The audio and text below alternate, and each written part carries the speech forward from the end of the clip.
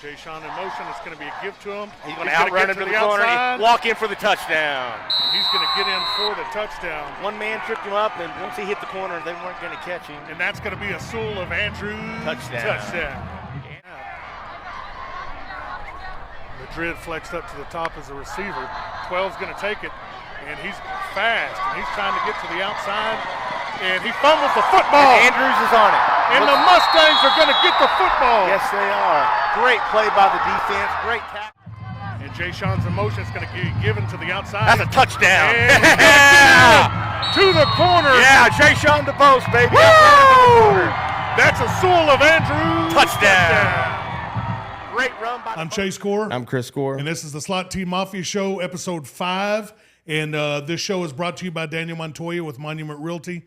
Our backdrop here is brought to you by Nix and Nax. My co-host, Chris Gore, glad to have you on. Yes, sir. And so in this episode, what we're going to talk about this one is we're going to recap Game 3, the Greenwood game. We're going to look forward ahead to the Wichita Fall Memorial game. And then we're also going to go through our pick'em section, our weekly pick'em section. And then we got some live interviews. We have a special guest coach in the studio and 2 Andrews Mustangs. And maybe a third, never know. And so I tell you what, Chris, this last game, Greenwood comes to town. Greenwood gets the victory, 29-28. What are your thoughts on that game? Yeah, we live streamed it. Honestly, I mean, there's no sugarcoating it. It was really a heartbreaker. The kids played hard. I remember you and I, when we went up 28-15 with about 3 minutes left, we were pretty much calling the game. And like the Andrews paper said, I mean, we self-destructed there in the last 3 minutes, and heartbreaking deal to lose a game like that. I think we got to see what the slot T can do over 4 quarters with the ball control. We didn't turn the ball over. We minimized our penalties on offense, moved the ball well. Offensive line did a great job. Backs ran hard, and it finally came together. You had a big home crowd in that last few minutes. We just shot ourselves in the foot. But it's one game. It's a non-district game. You got to leave that behind, and we have a monumental task coming up Friday in Wichita Falls. And so what I would like to say about the Greenwood game, I think time of possession, don't quote me on this, was around 32-16. The time of possession, we held the ball on drives. The best the offensive actually has looked in the last 2 years. It ran to perfection the way it's supposed to. You had one running back had over 200 yards. The other one had over 100 out of the 3 running backs. I'm not sure on the total stats. Total yards, I think we finished with 368 rushing yards in the game. We controlled first downs. We had 22 more total plays than they did. And so, but still hadn't put that game together a full 4 quarters there almost. And then we just we had some penalties at the end, cost us the game. We're not going to dive too far into that. These are fixable things. We got a long season still to go. These are non-district games. That's what they're there for, to learn, to move forward, to adjust. And so total yards in the game, Andrews had 368 to Greenwood's 344. First downs, Andrews had 29 first downs to their 27. Total plays, Andrews ran 73 plays to Greenwood's 51. Give a shout out, Jay Sean DeBose, 37 carries, 230 yards, 3 touchdowns. Leroy Mion had 20 carries for 102 yards and a touchdown. And that is going to get rid of that game. We're going to move forward. This week's game, we're going to be Andrews will be traveling down to Wichita Falls to play Wichita Falls Memorial Saturday night, 7 p.m. And Chris, what are your thoughts on that game? Well, I think Coach alluded to it earlier. Wichita Falls, they had Hershey, Ryder, and High, and they shut all those down last year and consolidated. I think they got Legacy and Memorial. I think they're both high schools are a little bit of a combination of those schools, which all 3 of those schools were really good, have been for a while. They're a 5A Division II. Their enrollment, they have a few hundred more kids than we do. But they're 2-1. I know their only loss was to Friendship, and they still put up 42 on them. What we saw on Huddle, they're big and they're athletic and they're fast. Defense is going to have a Herculean effort to slow them down. Hopefully, we're able to get some movement up front, control the clock, keep the ball away from them. I think that's probably our best shot, and I'm ready to see what happens. Yeah, it's going to be this is by far this is going to be the toughest team on our schedule this season. That is scheduled on our schedule. They're big, they're fast, they're athletic, and this is going to be what I call an effort game. And you got to go down there and you give maximum effort, leave it on the table, and then just see where the chips fall. All you can do. And that's all that you can do. This Friday night, Andrews will be there. It's a long way. If you cannot make the game, we'll be live streaming the game, and I'll have those links up later. And so that's going to go ahead and move us into the pick'em section. Yeah. Where on the season, Chris is he's got me by one game. He's 19-11. I'm 18-12. Always competitive. Yeah. So this week's games, let's get right into it. Chris, the Barn Burner Deluxe Kermit at Pecos. Oh, wow. Kermit at Pecos. Kermit struggled. I think Pecos, they started off beating Snyder pretty good, but they've got pounded the last couple of weeks. So I'm going to say Pecos 35-12.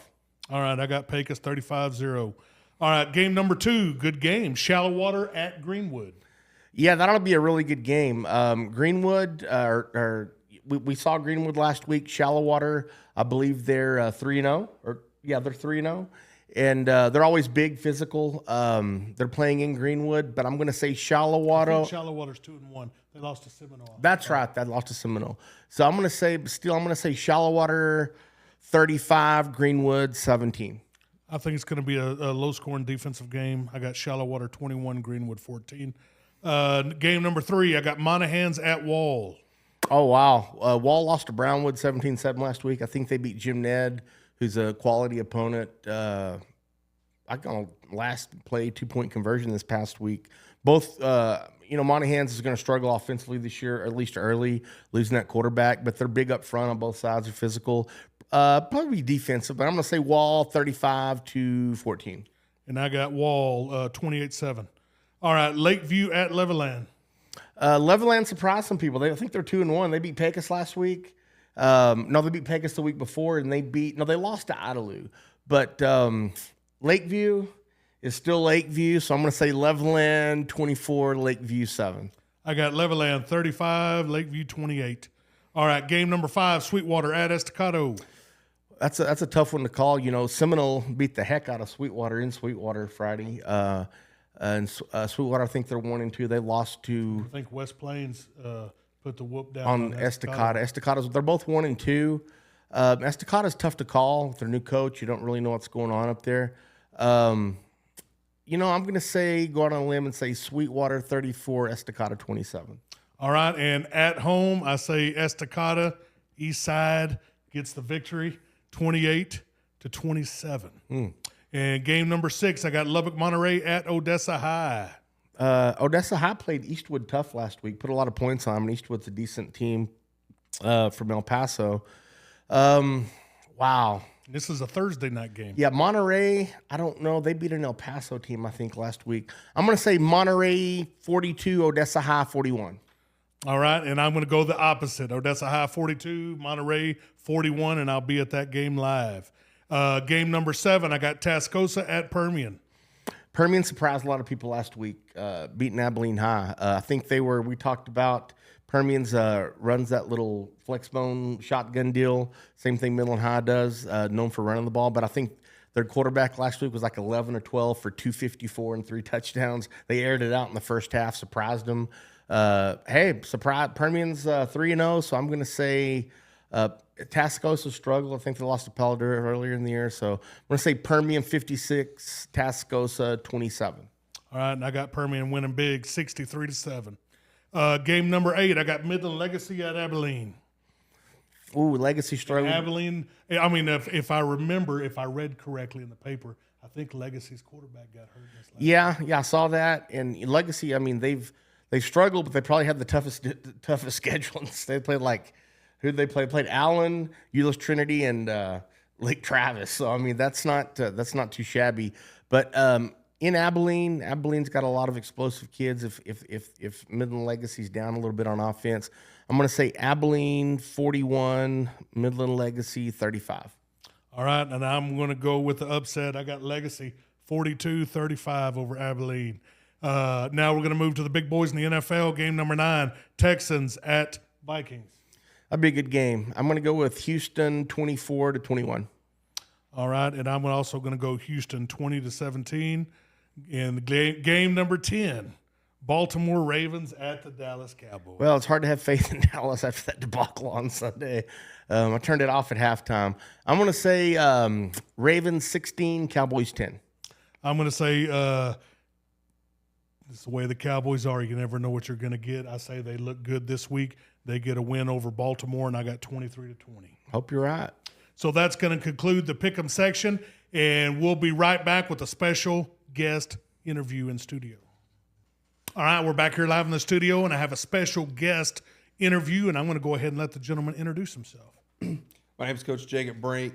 I'm the offense coordinator here at Andrews High School. This is my 3rd year here at Andrews, and my 10th overall coaching and teaching. So, Coach Brink, just because I want to be nosy-rosy, but where did you go to high school? I went to Plains High School, and I actually played for Coach Harvey and Coach Richter's there. They both coached me all 4 years of high school there. That's neat. That is really cool. And where did you end up? Where did you go to school after high school? My first year of college, I went to New Mexico Highlands up in Las Vegas, New Mexico, and then I transferred and finished up at Angelo State after that. Awesome. Well, we're very fortunate to have you. We're glad to have you in Andrews. And so I want to go dive right into this, Coach. This year's offense, kind of tell us what their strengths are and some of the things that you like that you see. So far this year, we're just so much crisper on offense. Really, our pace is better. Our knowledge of the rules are so much better. Our knowledge of the offense is better. Really, what was so refreshing coming into the spring was, we rolled out there day one of spring ball, and we were just our get-offs, we were just running out of our stances. It was a night and day difference from really week 13 when we played Decatur, and when we went back into the spring, it was just, things just started clicking, and our kids, their buy-in went from, even greater from year one to even now, it's ingrained in them, it seems like. So that's really awesome to see. We're just flying off the ball. We preach every day, have a flat back, come off the ball, drive with our shoulders, and we're really starting to see that in our games. And so that's something as an offensive staff that we really like to see so far. And we're just so much better at running some of our key base plays that we're sitting there averaging 5 and 6 yards a play on some of these. So that's really what we're aiming for, and we're getting it done up front. Oh, absolutely. You could tell from the beginning it's smoother. And then a lot of people out there don't realize when you bring in a new system, it takes, the more you run it just takes time. And the longer you go, just the smoother it gets, It was quite the transition 2 springs ago, going from, that spread offense and, having, offensive linemen in 2-point stances and 3-point stances and, shotgun snaps. And so it's been a long process. I remember that spring just working our snaps under center, just getting better, just trying to take, little bits and pieces at a time. And slowly it's evolved over time, and we're not where we want to be yet, but we're a lot better than we were yesterday, and so we're just going to continue to get better. But it's really the buy-in from the kids really from day one has been just extraordinary, and so they've came in with a positive attitude, and they just kind of get after it, and I think this is the brand and style of football that they want to play. It's funny because sometimes they'll go over and run like scout team offense for the defense or whatever, or we say, hey, get in a stance, and they're automatically getting a 4-point stance. Like it seems like they've forgotten how to get like in a 2-point pass pro set or anything like that. So it's just like a 4-point stance. Let's go. Just kind of program wide. Even in the spring when we're doing our mat drills, we're getting in a stance and every kid's in a 4-point stance, just like that. It's just kind of ingrained in them now. Like kind of this is who we are. It's when you go from a spread to this or this style, it's a whole different philosophy, and you go from finesse to you're fighting in a phone booth every play, and I mean, and that's what it is, and a lot of teams, especially nowadays, they're not used to playing that style of ball, and a lot of teams don't like it. They don't like to play that style of ball, and so we enjoy it, and we have seen it's getting better. We really enjoy it, and to watch the it is an old school style of football, but it's mesmerizing to the eye because a lot of times you get faked out and you don't know where the ball went, and that's one of the things that I really like about it, and as a lineman, and me being a former lineman, and my son was a lineman. I would much rather go toe-to-toe every play in the physicality than dropping back in pass coverage. But, to each their own. But one of the things I love to point out when we're watching film and with these guys, when we're running our plays and I'll run it back, like, look, this linebacker doesn't even have a clue where the ball is. Like, he's running the opposite way, and, the kids start laughing, and I'm like, look, they don't have a clue what's going on back there. So it's fun, one of those fun things to point out, like you said, just mesmerizing. And, as the game goes on, you can kind of see like those linebackers, their eye discipline kind of goes away. And at the beginning, they're just so keyed in and dialed in on their keys, and they're running and fitting to the ball. And, if we just get a couple first downs here and there and string it together, and eventually they just get so tired and wore out. And, they can't find where the ball is. They're running the other way. And now we're hitting them for a 15-yard gain. Absolutely. Now, Coach, with the offense this year, do you guys have a mantra or a saying or anything of that nature? I don't know. I say a lot of words a lot. Like I don't know. You could probably ask these guys what our mantra or saying is. Like I don't necessarily have one that we hang our hat on. Play hard, play fast. Low, hard, and fast. That's one. I mean, that's just our style right there. We want to get off the ball. We want to get into them and drive them off the football. Well, Coach, now I'm going to give you the floor. It could be anybody that you want, family, friends, coaches. It could be anybody. Is there anybody out there in Mustang Nation that you want to give a special shout out to? Probably just my wife and kids. Like, right now, it's funny because I'll go home for a little while and I'm not there home. I'm not at home very much at this point, and my kids, I'll say, hey, I got to go back up to the office or go back to work, and they'll say, hey, thanks for stopping by.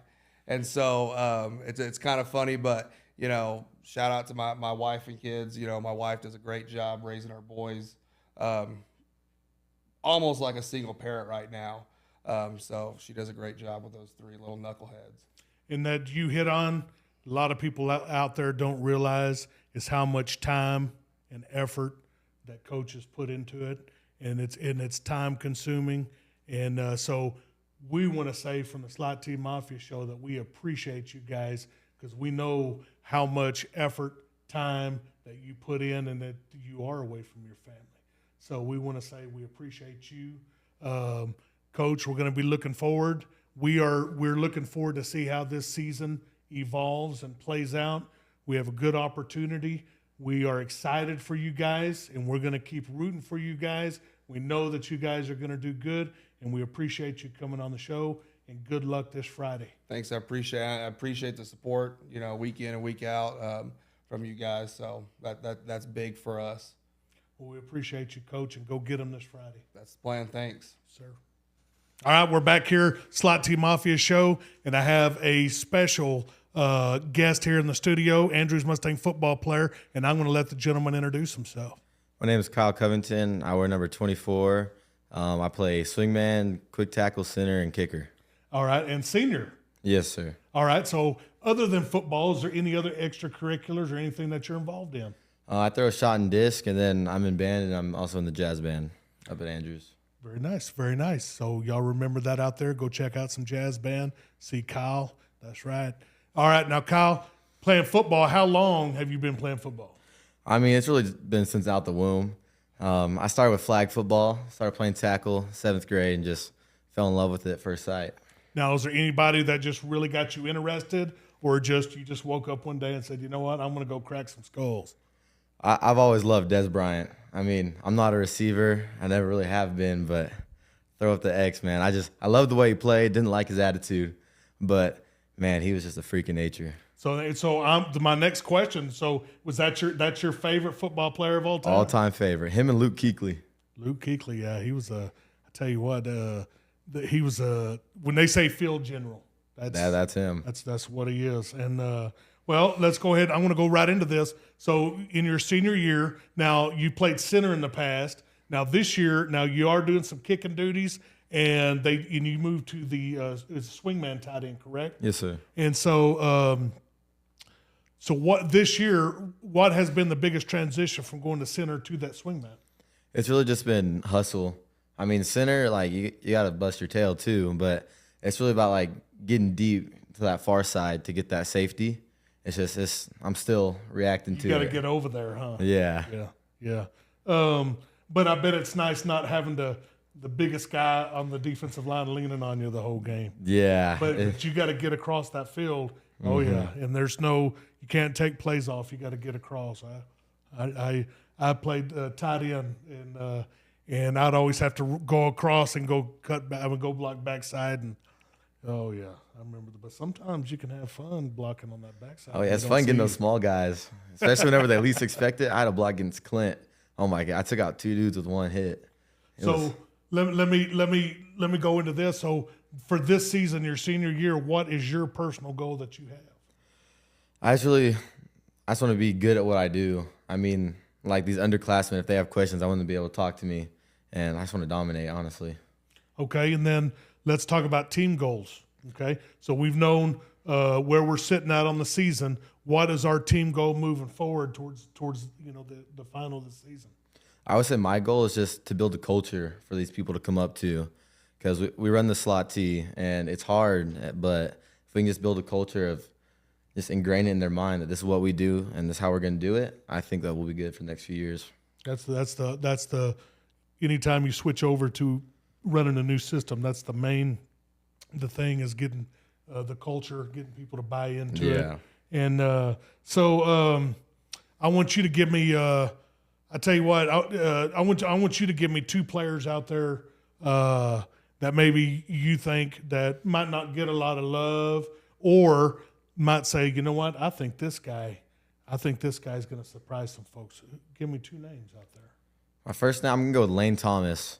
I mean, I've known him for a while. We throw discs together, but day in, day out, he is working hard. I mean, there's nothing that's going to stop him next year and this year, but he's just a hard worker. And my next name, he played quarterback a little bit against Clint, Colin Kelly. He's freshman, played decently against Clint, and right now he's on the freshman team, but he's coming. Yeah. The 2 good names there they've been mentioned before. So they must be doing something right, catching people's eye. All right, Mr. Covington, why don't you out there? You got the floor. Give a shout out to anybody that you would like. First of all, I want to thank my Lord and Savior Jesus Christ. Couldn't do anything without him. I'll do all things through him. And then next, I want to thank my parents, my family, my dad. He's really just given me this love for football ever since I was a kid, and that's about it. Thank the coaches too.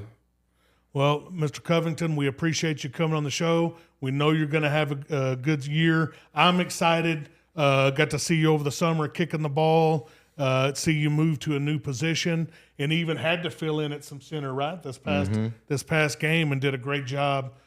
So we appreciate you. We appreciate you coming on the show. We know you're going to have a good season, and go get them this Friday. Yes, sir. Thank you. Thank you. All right, we're back here for interview number 3. Andrew's Mustang in the studio, and I'm going to let the gentleman introduce himself. Hello, my name's Carter Lee. I wear number 50, and I play quick guard.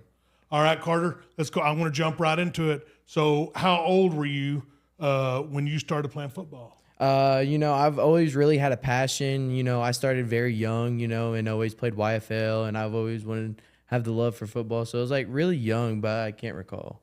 And was there anybody, player, parent, anybody out there that kind of got you interested in them, really interested in playing? Yeah, I've always liked Jason Witten. I liked how he played. He was a hard, running fast, hitting hard, best player, everyone looked up to, the Cowboys. And, I'll tell you a story. So years ago, Tate was 8 or 9 years old, and we went to a Cowboy game where they come in at. We get to get right over there up front. Yes, sir. And you never realize how big those guys are. And Jason Witten walked by with the suit on. He got right out of his car, and he was from me to you, that close. And I've never seen a mountain of a dude. And I tell you what, I was like, wow. And I was like, this guy's running down the field catching the ball. Yeah. And, so this year, senior year, what is your personal goals for this season? My personal goal for the season is just to contribute to the team, do my part and, help out what I can do. And what about team goals? What are your team goals this season? Well, I'm being a senior, my team goal is after the season, leave the place better than you found it. Very nice. I like that answer. Good answer. I want 2 players out there, could be under the radar, guys that you think need some recognition, or guys that you think, hey, these guys are going to surprise some people. Is there 2 names out there? Well, the first name I'm going to give you is Servando Olivas. He's my backup. He tries hard. He pushes me every time. We both work at it. If he needs help, I help him. I ask him questions, if anything, but he's really a hard worker. He's just got that motor in him, and, nothing really can stop him. Now, anybody else out there? Yeah, swingman Cole Iverson. He played last year, but he's really good, and I think he's like one of the hardest workers we have. Good kids. Good kids. And all right, and let's. now you have the floor. I want you. You can give a shout out to anybody that you want. Anybody out there? I like to give a shout out to my family. Coming to every game, making things possible, and just being there for me anytime I need it. Very good. Well, Carter, you're having a good season, and we still got 7+ games left, and we know that you're going to do good. We're pulling for you. We're going to be there. We're always at the games, and we're always pulling for you guys. We appreciate you coming on the show, and go get them. Yes, sir. Thank you for having me. All right, we're back here in the studio. I got interview number 3, Andrew's high school football player, and I'm going to let the gentleman introduce himself. I'm Tyson Valenzuela, number 53. And senior. Yes, sir. And play the now you play guard position. You play strong guard. Is that correct? Yes, sir. I do. All right. Now, is there any other extracurriculars or anything else that you're into at school? Really powerlifting. That's it. I did track a couple years ago. I've been on the fence about it this year. Just depends on how everything's going. I got you. So we're going to go jump right into this. So how long have you been playing football? Since 7th grade. Since 7th grade? Yes, now, sir. was there anybody or anything that got you into playing football? Really, my dad. I played 7th grade up. And my dad's been there every step of the way. Just encouraging, telling me what I need to do, being there when I'm wrong, being there when I'm right. And that's a huge portion of why I'm where I'm at today. So who of all time, could be new, old, whatever, who's your favorite football player of all time? I think I'd have to say J.J. Watt just because of his intensity. Yeah, that guy was when he was in his prime, he was something else. Hard to stop, big, strong, motor, physical. Absolutely. Now, for this year, your senior season, what are your personal goals for this season? Personal goals were just to overall become a better football player, as in just blocking, scheme, trying to get a little faster. Not there yet, but I mean, just overall, just developing as not only a football player, but as a team player. Somebody that you can confide in the locker room or just at school, just somebody you could be there and talk to as a teammate, not only as a player. And what about team goals for the rest of this season moving forward? Team goals is to be able to play in December, to keep going, not stop early, just keep going. Give it our best shot. I like that. Now, is there 2 kids on the team, 2 players out there that you think might need some recognition or that are kind of flying under the radar and people out there need to watch out for this season and looking into the future? I think 2 big players this year has been Leroy Milan and Evan Bustamante. Excellent. Yes. And I believe, if I'm correct in my math, I think out of the 3 games, I think Milan's went over 100 yards rushing twice, I believe. So, and I've seen Boosty, Just clobber. yeah, I've seen him getting quite a few pancakes. And I'm trying to look, I've been looking at something for Braden and for you guys is getting a pancake chain. And when you guys score and when you guys can come off the field at the end of the game, we'll have a lineman of the game put the pancake chain on. So I think I found one. We're looking into it. So we're going to try to get that. And now you have the floor. Is there anybody out there, friends, family, anybody that you want to give a shout out to? Just my mom and dad and my brother that's halfway across the world. They've been there. My parents have been there, like physically and mentally, and just pushing me through every step. And then my brother's, of course, been on phone calls and text messages, just there when I need him, if I need him, telling me keep going, don't stop. So a big portion of this year is to them. Well, Tyson, we appreciate you coming on the show. We got 7+ games left in the season. We know that you're going to have a good season, and keep pushing, keep these guys going, and we'll be there this Friday, and we'll be there every game for you. Thanks Awesome. for coming on the show. Thank you, no problem. All right, that's going to conclude the Slot Team Mafia Show, Episode 5. We're here in the studio, brought to you by Daniel Montoya with Monument Realty. Our backdrop here is brought to you by Nix and Nax. This Friday night, Andrews travels down to Wichita Falls, 7 p.m. If you cannot make it, we will be live streaming the game on the Mustang News Network. It's going to be on Facebook and YouTube. I will throw up those links later on this week. Special thanks to Coach Brink, who come into the studio for an interview, these 3 Andrews Mustang players. And always remember, folks, it's a great day to be a Mustang.